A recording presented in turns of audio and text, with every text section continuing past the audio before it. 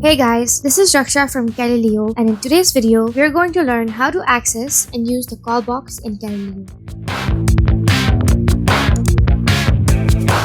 First, from the navigation panel on the left, click on one of the numbers to access their call box. Remember, each number has a different call box. Once on this page, you can make calls by clicking on this and this icon. And you can type out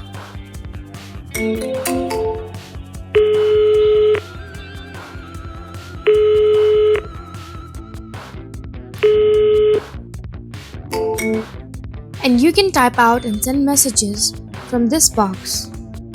You can also listen to your call recordings. Let me show you an example. Here, to listen to call recordings, you should simply click on this play button.